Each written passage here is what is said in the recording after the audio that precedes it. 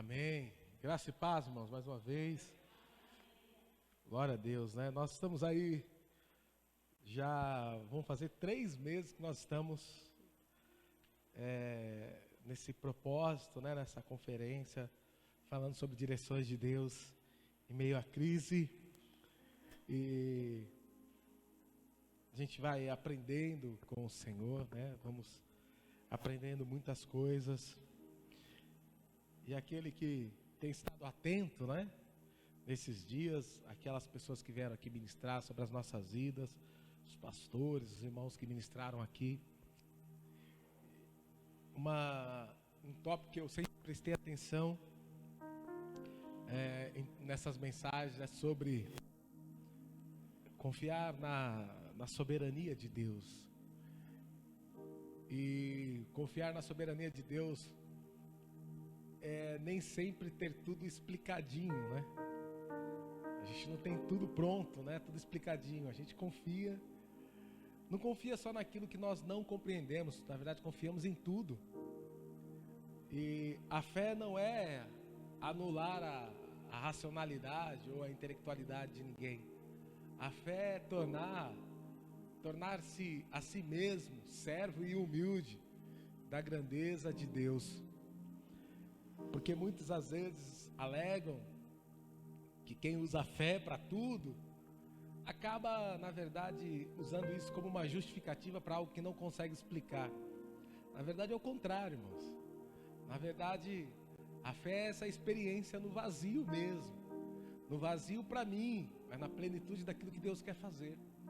Às vezes eu não compreendo por tudo, mas quando eu vivo, eu descubro que é o mesmo Deus que fez no passado, faz no presente e garante o futuro.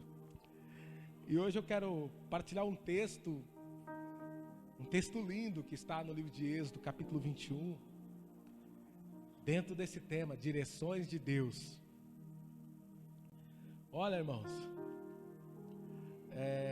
Êxodo, capítulo 13, obrigado. Êxodo 13, eu queria que você redobrasse sua atenção, por favor.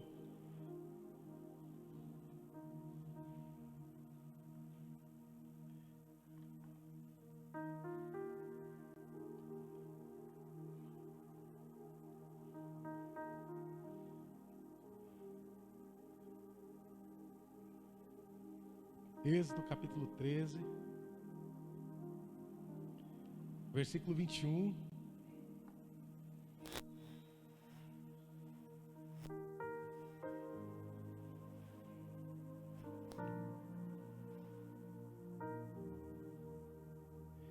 Amém? Diz assim: e o Senhor ia diante deles, de dia numa coluna de nuvem, para os guiar pelo caminho, e de noite numa coluna de fogo, para os iluminar, para que caminhassem de dia e de noite. Repita comigo: para que eles caminhassem de dia e de noite. Amém? Quero te convidar a orar comigo. Senhor Deus e Pai, nós te damos graça pela tua palavra, pelo teu Espírito Santo, Senhor, por aquilo que o Senhor tem ministrado durante esses meses. Nós estamos nessa conferência, Direções de Deus. E eu sei, ó Pai, que muitas coisas em oculto passam a ser reveladas. Eu sei que muitas coisas, ó Pai, novas também o Senhor nos faz ver. Também sabemos da tua presença e do teu renovo. E que o Senhor também, por essa leitura e essa palavra, possa mais uma vez, ó Pai, aquecer cada coração aqui presente ou que nos assiste nessa noite.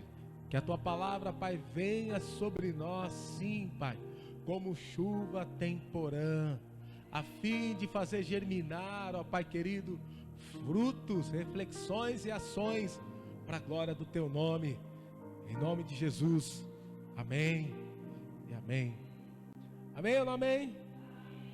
Glória a Deus. Irmãos, esse texto, ele é uma narrativa dos primeiros passos de Israel fora do Egito. É o capítulo 13, são os primeiros passos.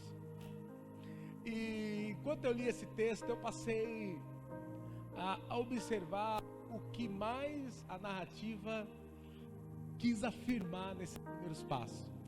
Então eu vou te convidar aqui a ler o versículo 17, e nós vamos fazendo algumas considerações até nós chegarmos nesse versículo chave.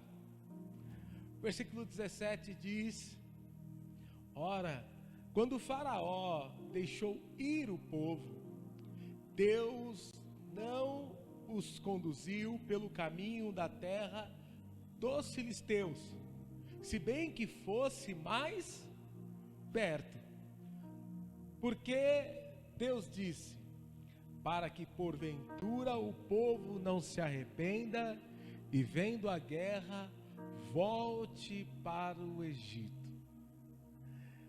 Primeira ação de Deus quando o povo sai do Egito. Deus decide levar os seus filhos, direcionar os filhos de Israel por um caminho onde eles não enfrentassem confrontos. A ideia que nós vemos aqui no texto é que se eles enfrentassem os filisteus, eles iam se arrepender da guerra ou do ambiente hostil e logo correriam para o Egito. Então Deus os afasta para um caminho mais distante, para um caminho mais longe, mais longínquo, né? Para que eles não entrassem em guerra. Nós sabemos que, embora Deus chama aquele povo escravo de filhos, os descendentes de Abraão, de filhos, nós sabemos que eles estavam lá cerca de 400 anos. Em 400 anos debaixo de uma submissão, dentro de uma nação estrangeira, muitos deles nasceram dentro do Egito. Muitos deles eram naturais daquela região. Então, esse povo aqui era um povo, irmãos, que conhecia a história de Abraão, de Isaac e de Jacó, mas não tinha a experiência deles, não tinha a experiência dos patriarcas, não tinha a experiência de Jacó, do vale de Jabó, não tinha nenhuma experiência. Então, embora eles fossem sim os filhos de Israel, de Jacó, né, que teve seu nome mudado para Israel, eles não tinham experiências com Deus. Muitos deles pouco falavam a sua língua nativa, né, a sua língua originária. Talvez já se falava com alguns arrastando um pouquinho, porque eles nasceram debaixo da escravidão. E a proposta era fazer uma longa jornada. A jornada de ir até Canaã era uma jornada de grandes desafios. Todos nós compreendemos que estamos nessa terra em uma jornada. Todos nós sabemos que nós estamos como transeuntes nessa terra, que não há eternidade aqui na terra. Mas aqueles que escolheram a fé em Cristo receberam também a promessa da vida eterna, uma vida que certamente inicia-se aqui, porque quem conhece a Cristo recebe vida eterna agora, não amanhã, mas recebe hoje. Mas essa promessa nos propõe, nos também gera em nós uma expectativa de uma vinda de Cristo, para que nós vivamos com Ele na eternidade. Então, a proposta da fé em Cristo começa aqui, mas não termina aqui, mas inicia-se aqui. Isso é tão importante, irmãos. Isso é tão importante porque essa jornada de Egito e Canaã, de nascer de novo e estar com Ele num paraíso, de nascer de novo e esperar a vinda de Cristo, Nova Jerusalém, esta jornada é uma jornada de muitos desafios. E Deus não escolheu os filhos de Israel porque eles eram um dos povos mais fortes, mais estruturados, menos complicados. Não, Deus os escolheu porque Deus fizeram uma promessa a Abraão. Então há uma promessa de Deus sobre Abraão que vai repercutir sobre as gerações, independente se o seu povo se tornar escravo. Então Deus vem agora através de Moisés para tirar aquele povo do Egito e para levar para a terra que ele prometeu para Abraão mais de 400 anos atrás. E a visão, a expectativa, se assim eu posso dizer, de Deus para aquele povo é a mesma coisa que Deus disse para Abraão quando ele vê aquele povo escravo, aquele povo que já não o conhecia. A expectativa de Deus é a mesma. Sabe por que isso fala da longanimidade de Deus, fala da bondade, da graça de Deus. Deus não vai mudar o seu plano, irmãos, de redenção, porque muitas das vezes nós erramos. Deus tinha toda a expectativa com aquele povo. Assim, quando eu e você reconhecemos Cristo, Deus tem expectativas nas nossas vidas. Ele tem algo para nós que é completo, que é pleno. Mas há um caminho a seguir, há uma jornada que nós devemos seguir. E nós devemos seguir pela fé. Então eu quero usar esse texto, eu quero extrair desse texto que nós lemos algumas informações dadas pela narrativa das ações de Deus, para que esse povo pudesse iniciar essa jornada, mas que também pudesse concluir. Então tudo que Deus vai prover, Ele já vai prover de imediato. Ele vai dar a garantia. E nós vamos ver que a garantia que Deus tinha para aquele povo é a mesma que nós temos para hoje, que é a sua presença. É a sua presença. Deus escolheu andar naquele deserto com aquele povo. Ele escolheu atravessar o deserto junto. Amém ou não amém? Então a primeira coisa, Deus não os conduz pelo caminho mais rápido, porque o caminho mais rápido era um caminho de guerra. Os filisteus já eram uma nação estabelecida, já era um povo muito mais forte, um povo experiente de guerra. E os filhos de Israel, na verdade, eram apenas escravos, não tinham habilidades para enfrentar, para pôr um exército de prontidão para combater os filisteus. Agora pergunto, será que Deus não poderia fazer uma entrada triunfal, vencendo logo os filisteus para os filhos de Israel? Lógico que Deus tem esse poder, mas a pergunta é, será que eles iam querer lutar?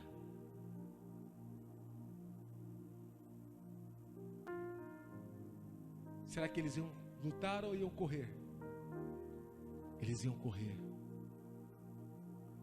Então, veja que Deus não os leva por aquele caminho, porque sabia que eles não teriam disposição para lutar.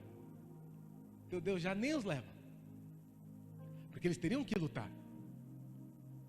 Logo, pela sua pouca experiência ou nada, eles voltariam para o Egito, correriam para o Egito. Por quê? Porque é assim uma situação de opressão.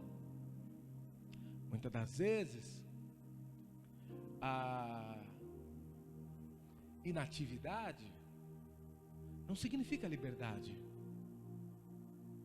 A inércia, não, mas está tudo bem, não significa liberdade. Os opressores, o Egito garantia para os escravos o quê? segurança. Porque os filisteus, para ir tirar os escravos dos egípcios, teriam que vencer o exército egípcio. Então, muitas das vezes, uma pessoa que está debaixo de uma opressão, ela se permite estar numa inércia e ela acha que está tudo bem. Sabe, Deus precisava prepará-los para algo muito grande. Mas eles não sabiam, não tinham habilidades para lidar com aquela situação. Então Deus os poupa. Sabe, irmãos, e às vezes Deus faz situações acontecem na nossa vida para nos poupar, mas a gente quer muitas vezes lutar com um filisteu.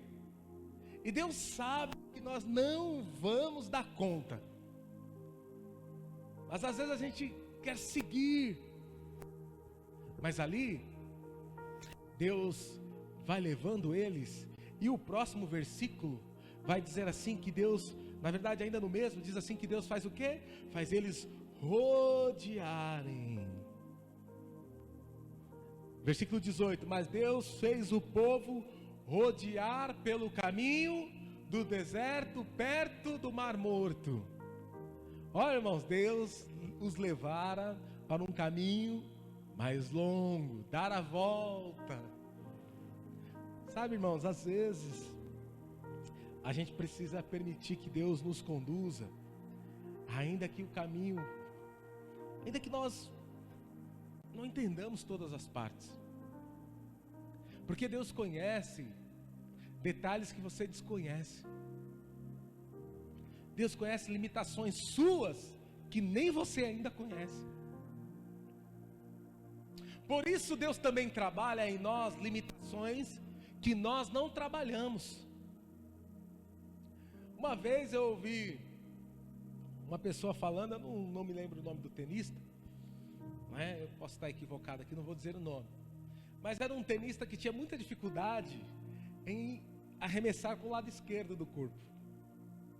Ele era destro, então quando ele ia defender o lado direito, ele virava o braço para esse lado, para se defender ou para contra-atacar. E quando ele ia treinar, o seu treinador só jogava a bola do lado esquerdo. Então ele tinha que fazer aquele movimento o tempo inteiro. E ele reclamava, ele falava: por que você não manda a bola para o lado de cá? Porque aqui eu tenho força e eu vou rebater. E o treinador mandava sempre para o lado mais fraco. Porque o seu treinador estava querendo o quê? Que ele desenvolvesse habilidade na sua fraqueza. Na sua fraqueza. Mas às vezes não reconhecemos as fraquezas. Não as fraquezas para dizer: eu sou um coitado, eu não consigo. Não para esse fim. Reconhecer que na minha fraqueza eu preciso ser aperfeiçoado por Deus. Que a minha fraqueza não faz de mim um derrotado ou uma derrotada, mas diz que eu preciso ser trabalhado, melhorado, aperfeiçoado nessa área.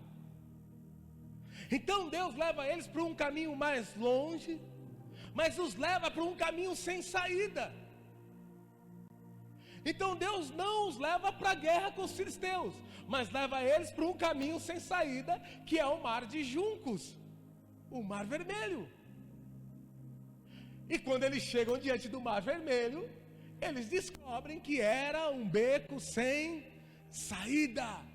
Porque Deus sim pode conduzir-nos na sua soberania para lugares sem saídas. Então, quando Deus nos conduz para lugares sem saídas, é muito comum nós queremos sair por onde entramos. Mas se você sair por onde entrou, você está andando para trás. Nós queremos tudo pronto. Aquele povo não imaginava. Mas logo que eles vão se aproximando do Mar Vermelho, uma notícia vai chegar: que o inimigo vai entrar pela mesma porta, vai vir pelo mesmo caminho, que o inimigo vai persegui-los. Mas o texto vai nos dizer que mesmo eles indo pelo caminho mais longe, a Bíblia diz que eles subiram armados da terra do Egito. Eu acho isso interessante. Eles não são levados para combater. Na verdade, Deus faz eles seguirem um caminho mais longe. Mas eles estão armados. Sabe, irmãos, eu preciso entender algo. O fato de Deus estar comigo não permite que eu haja sem prudência, sem vigilância. O fato deles estar armados mostra a importância de nós estarmos vigilantes, estarmos atentos. Então sim, Deus estava com eles, sim, Deus estava os conduzindo, sim, mas eles precisavam estar atentos. Sabe, antigamente as pessoas diziam que aceitar Jesus era andar no mar de rosas, né? Mar de rosas, não, que agora a vida é um mar de rosas. Olha, irmão, Jesus falou assim que no mundo você teria aflições. Então pode até sim ter muitas rosas, mas você não pode ignorar os espinhos que elas trazem, né? Nem Jesus pôde ignorar os espinhos. E às vezes nós colocamos tudo na fatura de Deus, mas foi falta de vigilância nossa. Nós devemos estar atentos. Estar armado aqui simbolizava estar pronto, estar antenado no que está acontecendo. E eu vou te dizer uma coisa, irmãos, a arma que o inimigo mais tem usado nesse período que nós chamamos de pós-modernidade é o entretenimento. Recentemente, estava vindo no trânsito aqui da cidade, aquele trânsito pesado. Daqui a pouco eu estou no carro e eu sinto o carro fazer assim, movimento para frente. Falei, alguém bateu.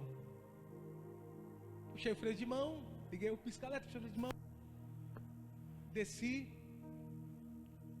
Meu carro tem um engate atrás, né? Então bater atrás do meu carro não é muita vantagem para quem bate. É um problema, né? Mas eu fui ver o que aconteceu. E quando o motorista, o outro condutor desceu, eu conversando com ele, eu observei que ele estava com celular na mão. E você sabe o que ele estava fazendo no celular? Jogando dama. Eu perguntei se estava tudo bem para ele. Perguntei se ele tinha consumido alguma coisa, né? Só bebeu, porque não foi nada grave, né? Não foi coisa assim. Mas se fosse uma pessoa, ele teria machucado.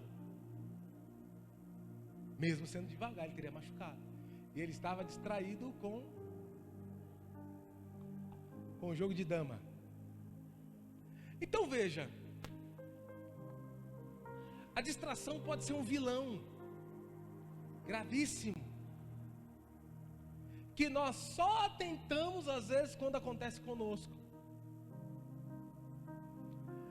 Então existem situações na nossa vida que está nos desarmando, sem que nós percebamos, está nos tirando da postura e da condição de trilhar o caminho, de trilhar a jornada.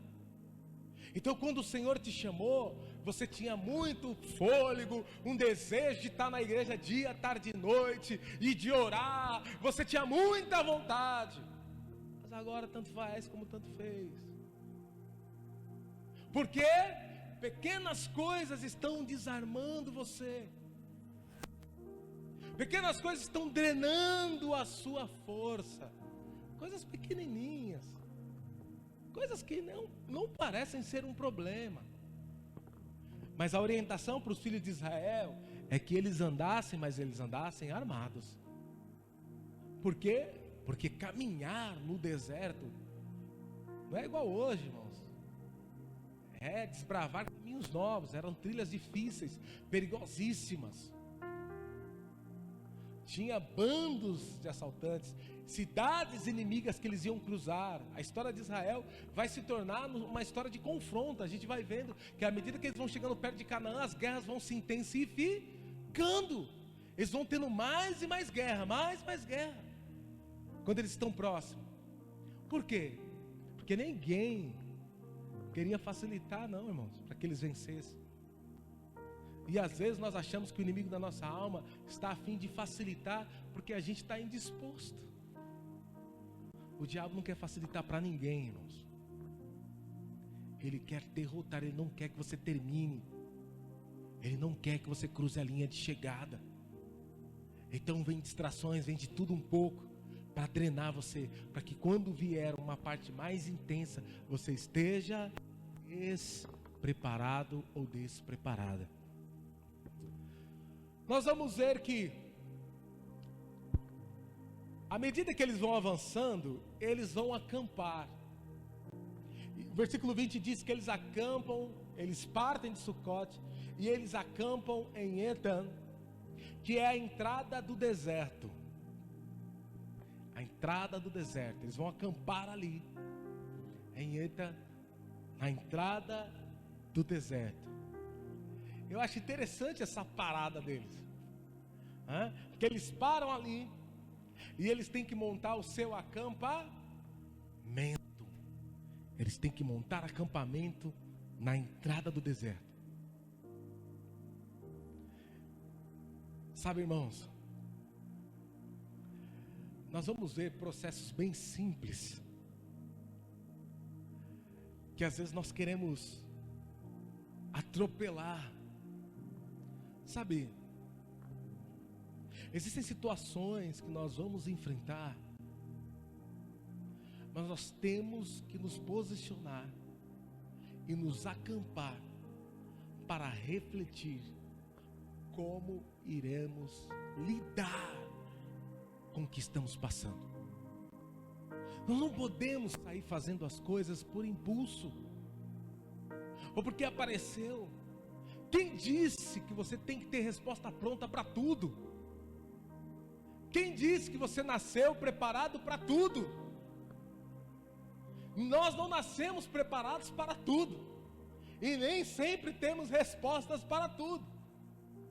Então, quando eles acampam na entrada do deserto, me faz refletir, irmãos, que se antes de nós tomarmos uma iniciativa, nós tivéssemos parado, acampado ali, pensado como. E aí então vem o versículo principal, que é o que nós lemos no início. Quando eles acampam ali, o versículo 21 diz assim, e o Senhor ia adiante deles, de dia numa coluna de nuvem, para os guiar pelo caminho, e de noite numa coluna de fogo, para iluminar no caminho, para que caminhassem dia e noite. Entenda uma coisa: quando eles entrassem no deserto, quando eles se afastassem literalmente do que eles chamavam de segurança, o Egito, não tinha mais volta, irmãos. Não tinha mais volta. Então, inicialmente, eles recebem algumas referências da presença de Deus. A primeira era a coluna de uma nuvem. A coluna era símbolo do quê? De algo sólido, de algo estabelecido, de algo que é um marco. Então, quando aquela nuvem se projetava ali na frente deles, para os proteger do sol, eles sabiam que Deus estava lá. E quem sabia? Todos que olhassem para o céu podiam ver aquela nuvem. Deixa eu te contar um segredo de Deus nessa noite. Às vezes nós falamos assim: Deus, o Senhor não está falando comigo. Deus, o Senhor não me dá um sinal, o Senhor não me dá uma direção. Mas às vezes a gente só está com a cabeça no problema. A gente deixa aquilo tomar tudo que somos. Mas faz o seguinte, irmãos. Busque as coisas do alto, como diz o apóstolo Paulo. Coloque a sua vida à disposição do Espírito. Não peça que o Espírito esteja à disposição para você fazer a sua trilha, não. Coloque a sua vida à disposição do Senhor, e você nunca mais irá perdê-lo de vista. Às vezes não é que Deus faltou não no dia, irmãos. É que nós estamos com as nossas mãos cheias, o nosso coração cheio, estamos tão envolvidos que não percebemos que Deus está ali. Olha, quando você quiser, nós partimos. A Bíblia diz, só para nós entendermos isso que eu quero dizer, que Jesus estava na sala de Marta. E ela estava preocupada com um monte de coisa. E não reconheceu a importância da presença de Jesus dentro da sua casa. Jesus estava onde? Dentro da casa de Marta. E ela não conseguiu recepcioná-lo. Então às vezes não é que Deus não veio, que Deus não está falando, que Deus não quer falar com você. Não é isso. É que às vezes o coração já está cheio. O que Jesus fala para Marta? Olha a observação de Jesus. Marta, Marta, você está preocupada com muitos afazeres. Muitas coisas estão aí te atribulando, mas uma só é necessária. Maria escolheu a melhor parte, e ninguém vai tirar isso dela.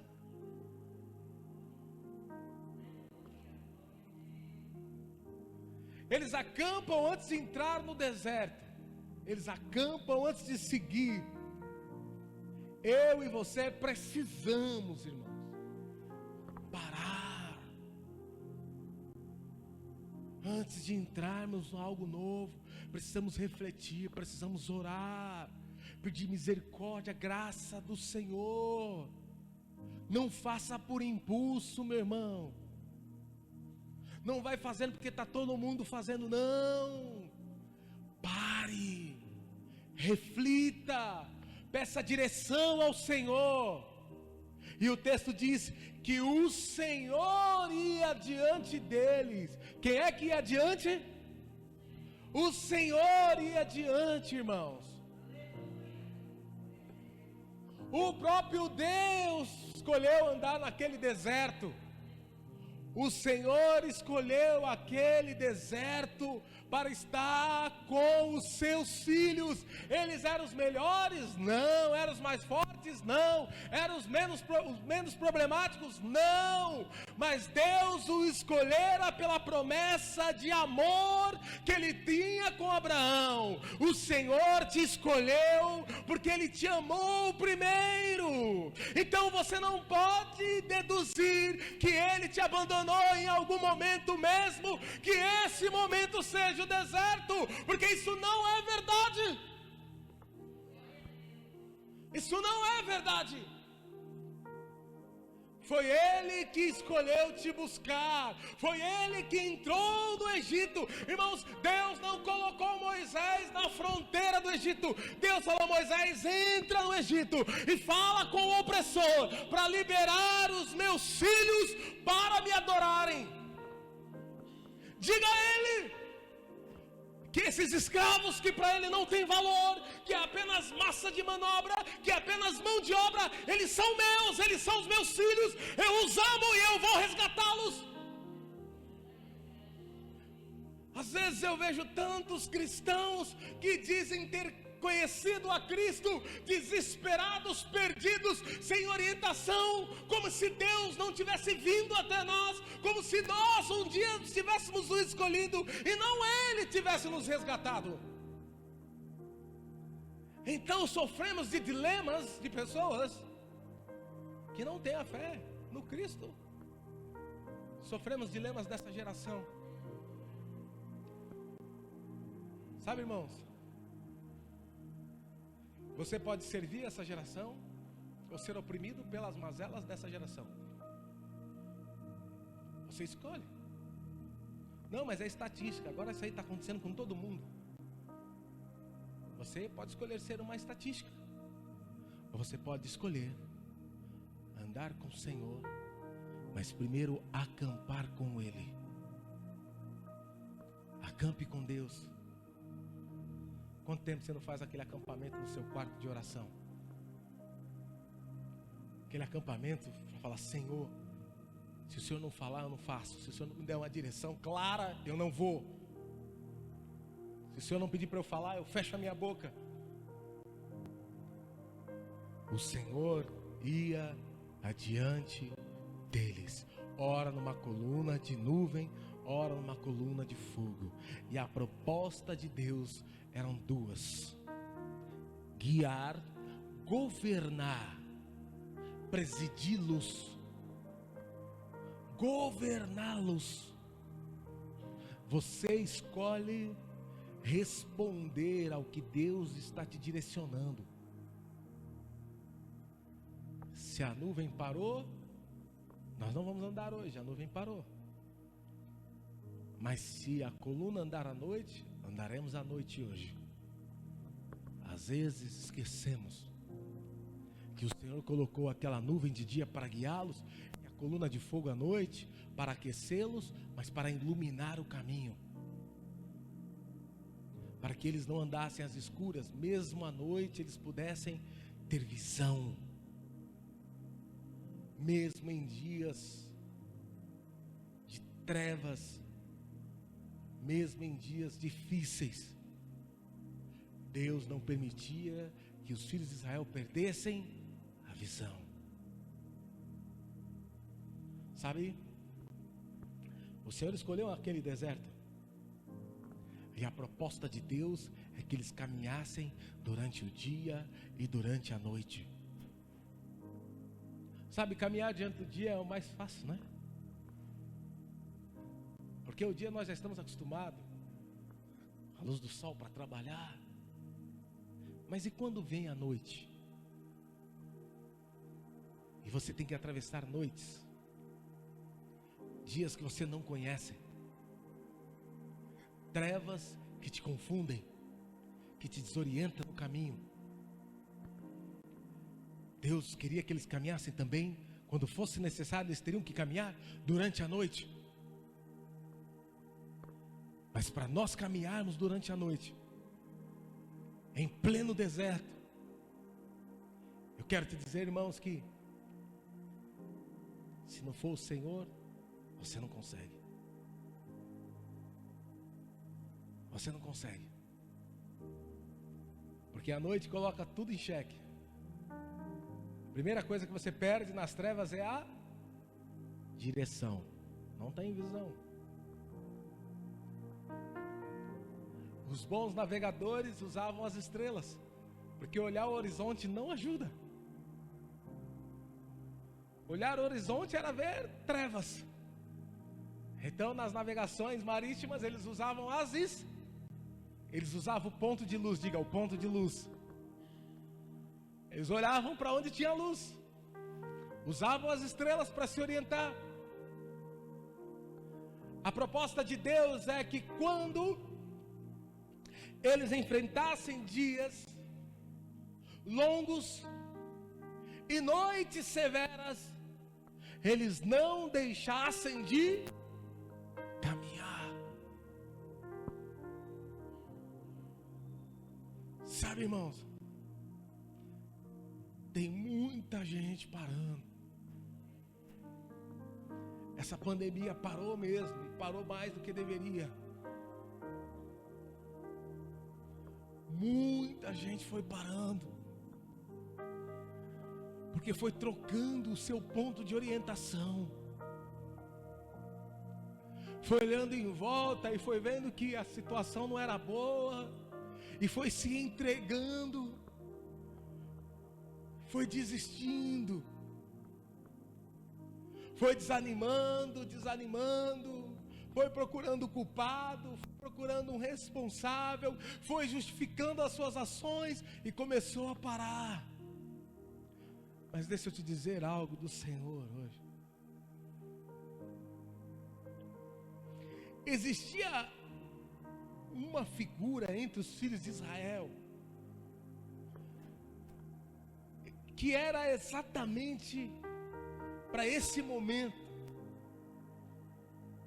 Eu quero ler aqui Salmo 77. Abra aí em Salmo 77, por favor.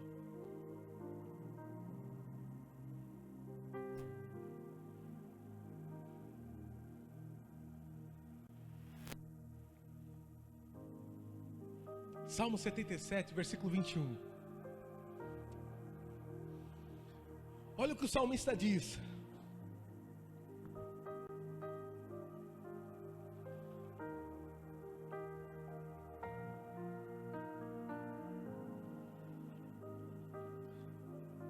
Guiaste teu povo como um rebanho pelas mãos de Moisés e de Arão.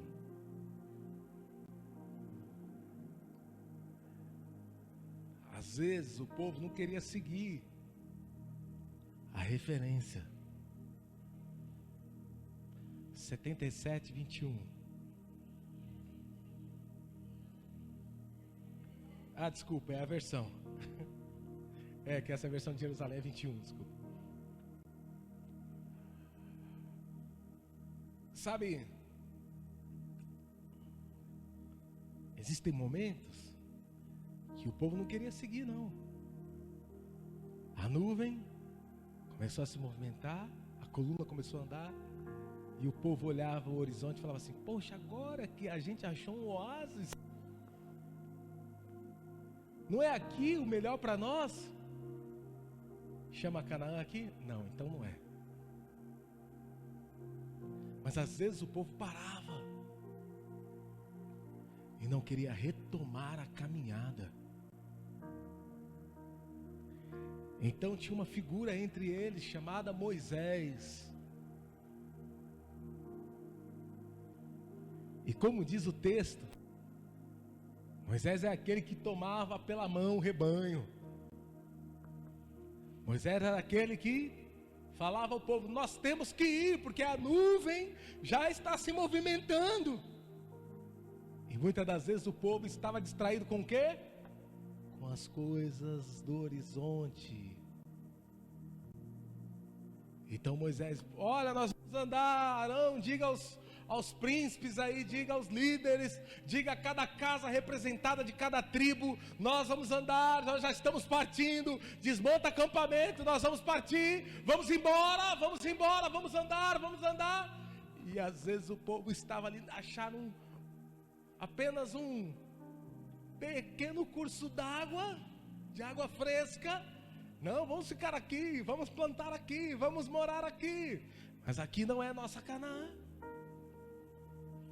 Então precisava de alguém que olha para cima. Olha a figura dos pais para os filhos. Nós temos que parar um pouco com essa programação, nós temos que ter um momento de oração, nós temos que ler a Bíblia. Olha as figuras dos pais dentro de casa. Ei, você está intertido com estas coisas seculares o tempo todo, menino? Vamos parar um pouco, nós temos que orar, pare com isso. Isso está te tirando, está te roubando do principal. Está tomando mais tempo do que deveria. Isso está atrasando a sua marcha. Isso está te atrapalhando. Existem coisas na nossa vida que nós temos que tirar, irmãos. E às vezes o nosso líder, ou os nossos pais espirituais, ou o nosso pastor, a nossa pastora, está dizendo: você não está orando. E eu digo: não, peraí, eu também trabalho, eu também tenho tanta coisa para fazer. Mas aquilo está se deixando para trás, a nuvem já foi, viu? E sabe qual que era o problema de ficar para trás? Os amalequitas. Os amalequitas, eles tinham uma habilidade. Eles matavam retardatários. Os amalequitas faziam igual literalmente os animais fazem. Quando o leão vai espreitar as presas, o que ele espera? Ele observa que está mais isolada e mais fraca. Ele não vai na mais forte, na mais rápida. Ele vai na que está ficando para trás, na que é a mais fraca. Ele ataca a mais fraca, a isolada. Então ele não vai no que está forte, ele vai em quem já está fraco. E às vezes nós falamos: Deus, eu me sinto tão sozinho, tão isolado.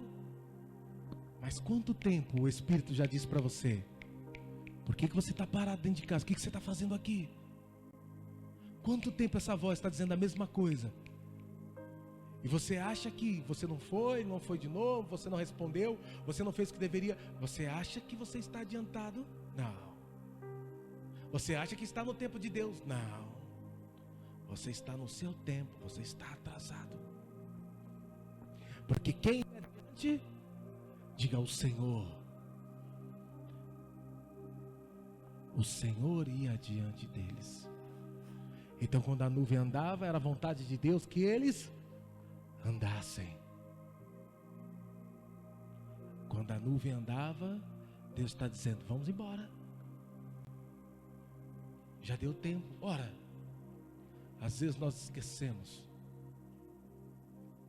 que Deus nos tirou de um Egito, que Deus nos tirou da mão de algo que nos oprimia, que Deus poupou a nossa vida da mão dos filisteus, que Deus fez questão de abrir mares que nós jamais atravessaríamos.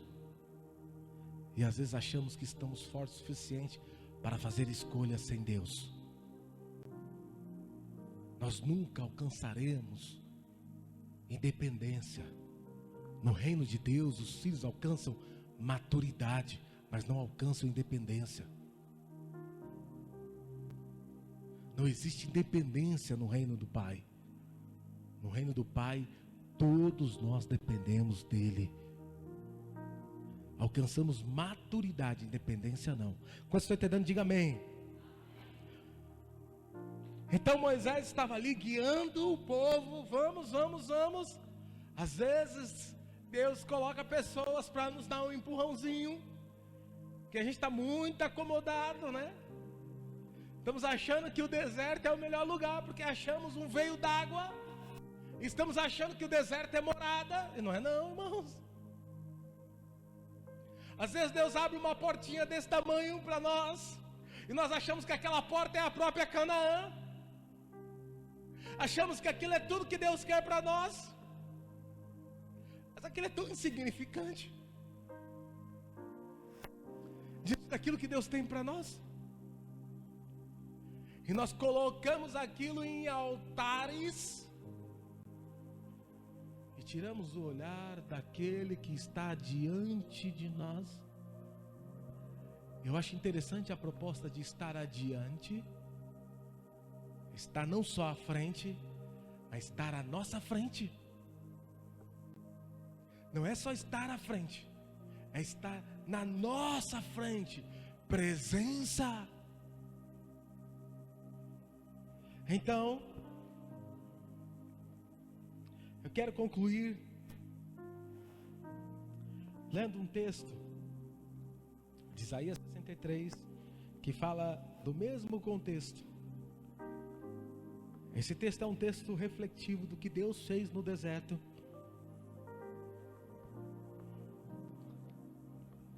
Isaías 63, versículo de número 11.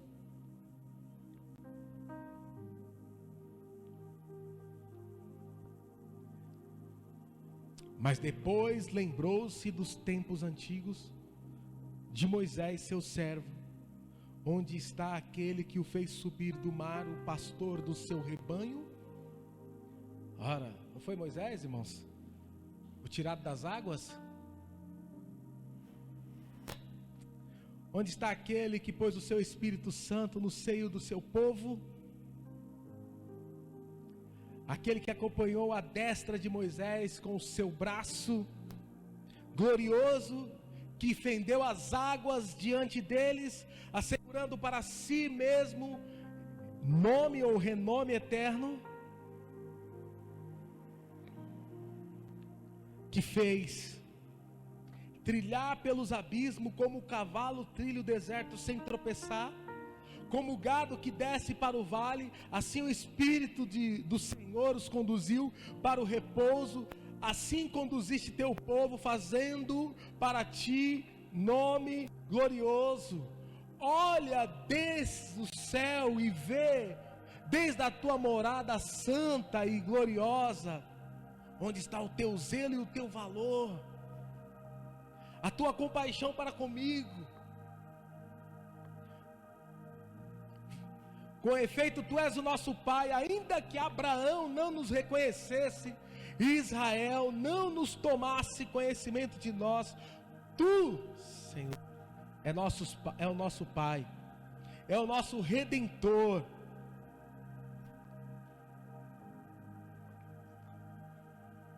Tal é o teu nome desde a antiguidade. Sabe, irmãos, esse texto profético está fazendo eles trazerem a memória de como Deus fez os seus filhos atravessarem e vencerem o deserto, como o salmo que nós lemos, como Deus os guiou, como Deus levantou pessoas, criou meios, proveu situações para que eles conseguissem. Mas eu quero te dizer uma coisa, eu quero concluir dizendo isso. Eles só conseguiram porque eles não deixaram de seguir as instruções iniciais. O Senhor precisa ir adiante de nós. O Senhor precisa estar diante de nós.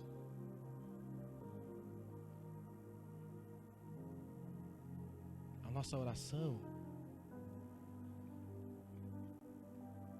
às vezes é: Senhor, vem para o meu caminho.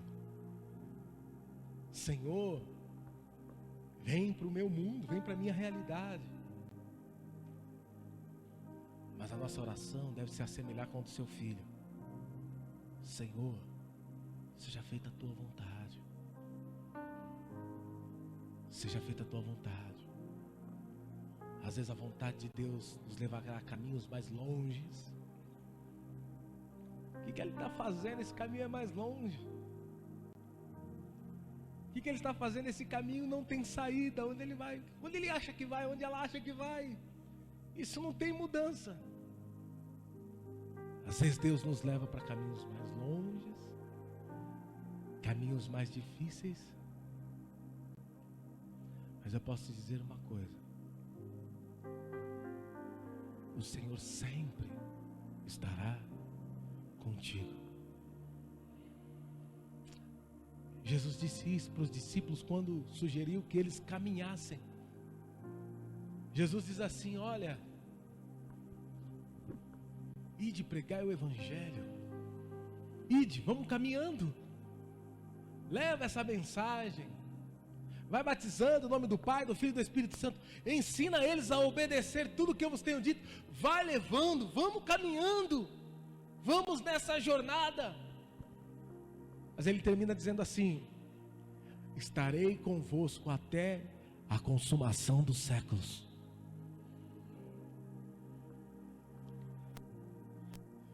Eu quero te convidar a orar, quero te convidar a ficar em pé. Você que está aí nos assistindo, você puder orar.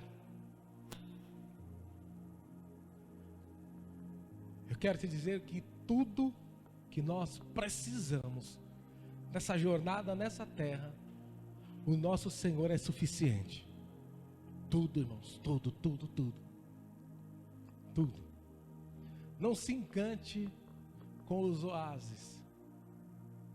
Não abaixe a guarda. Não se distraia. Esteja atento. Esteja vigilante. Esteja atento. E saiba de algo. Não há nenhum clamor. Que Deus esteja tão longe que não possa ouvir, irmãos. Nenhum. Deus coloca algo na vida do povo de Israel chamado maná. E o maná, ele caiu todos os dias, até que eles entraram em Canaã. E aí o maná não caiu mais. Parou. Quando eles chegaram, o maná cessou. Sabe, o lugar de delícias de Deus, o lugar que nos completa, o lugar que nos faz mais alegres, que nos faz melhores, não é um lugar onde tem maná dobrado. Não. É o lugar onde a presença de Deus não cessa. É o lugar onde nada mais te distrai, nada mais te faz esquecer quem Ele é, nada mais pode te corromper, nada mais pode te tirar dele. Metaforicamente, essa caminhada para Canaã era levar eles. A Bíblia diz que Abraão, Hebreus capítulo 11, ele caminhou em busca de uma cidade, e ele viu uma cidade que não foi edificada por mãos humanas, onde o próprio Deus era construtor. O que ele fez? Agora eu achei minha Canaã, agora eu achei onde a promessa se completa. Por isso que Jesus diz em João 14, que eu vou para a casa do meu pai, preparar morada, para que onde eu esteja, estejais vós também. E aí quando a gente lê o livro de Apocalipse, ruas de ouro, muros de cristais, a gente fica tudo ali, poxa, eu quero ir lá naquela rua de ouro. Aquilo é simbólico, irmão, tem muito mais lá, muito mais. É que tinha que usar alguma medida, tinha que dar algum maná, para você falar assim, poxa, se esse é bom, imagina o que não vem lá na frente. Sabe? O que Deus quer, irmãos, é você. Eu sei que a Bíblia, a gente fala do futuro, mas o que Deus está fazendo é restaurar o passado. É onde Ele pode passear no jardim sem que você e eu nos escondamos, sem que a gente tenha medo, onde a gente tem a liberdade, onde o humano não é pecaminoso, mas sim sagrado, como Deus é santo. Deus quer restaurar a identidade em nós. Senhor Deus e Pai, nós oramos em nome de Jesus, te damos graça. Senhor, venha nos ajudar nessa jornada. E eu sei que cada um ou cada uma pessoa que está aqui, cada homem, cada mulher, está no momento da vida, está talvez passando uma adversidade, uma situação nova.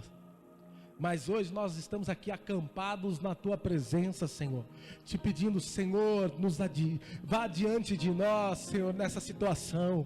Se há alguém aqui, ó Pai, que vai passar por algo, ó Pai querido, difícil, que não sabe como proceder, ó Senhor, vá diante do Teu filho, da Tua filha. Senhor, se alguém tem alguma reunião com alguém, Senhor, e não sabe como falar, Senhor, vá diante do Teu filho, vá diante da Tua filha, Senhor. Oh, Santo Deus, vai adiante, Senhor, dos Teus filhos, dando a ele direção, dando a eles, ó Pai, visão, os conduza, Senhor querido, nos Teus passos. Oh, Pai querido, ilumina, Senhor querido, nesta noite, Senhor, vem iluminar, ó Pai, todo lugar onde as trevas querem trazer confusão, Senhor, aonde, ó Pai, aquilo que quer roubar a nossa direção, quer nos tirar da Tua presença, em nome de Jesus, Senhor. Oh Pai, assim como Tu se projetasses, ó Pai querido, naquele deserto para conduzir, ó Pai, aquele povo, eu sei que o Senhor, pelo Teu Espírito Santo, ministra sobre cada coração nesta noite, sobre cada vida nessa noite, Senhor, nos dando direção, meu Pai, aquilo que está confuso, aquilo que está embaraçado hoje, em nome de Jesus, ó Pai, haja luz no meio dessas trevas, ó Pai, e que haja direção para esse caminho, haja salvação, haja cura, haja libertação, ó Pai, e que nós nunca paremos de caminhar, seja dia, seja noite, em desertos, montanhas e vales, que a nossa vida sempre esteja adiante da Tua presença, assim como o Senhor também está diante de nós, que nós respondemos em passos firmes, perseverança e fé, em nome de Jesus. Senhor, venha fortalecer o cansado, o ferido, o machucado hoje, seja curado, seja curada na alma, o Senhor te restaura, o Senhor te remiu, foi Ele que te buscou, foi Ele que te encontrou para esse novo tempo.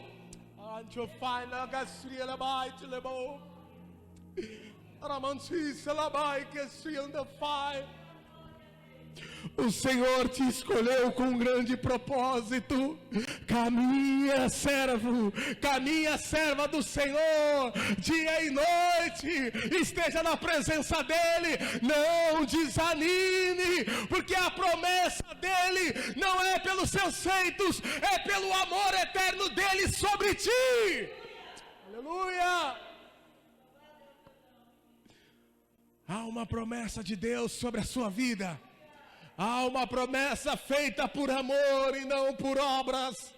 Há uma promessa do Pai sobre ti, e essa promessa não é pelos seus feitos, é porque Ele te amou primeiro. Por isso caminhe, caminhe, caminhe, persevere na fé, persevere diante do Senhor, não permita se encantar ou se distrair, ande diante do Senhor. Aleluia, aleluia. Levante a sua mão assim bem alto. Que o amor eterno de Deus Pai, a graça do seu Filho unigênito e a doce suave consolação do Espírito de Deus esteja hoje, amanhã e eternamente sobre a tua vida. E só você que crê, diga amém. Deus abençoe, vão em paz. Aleluia.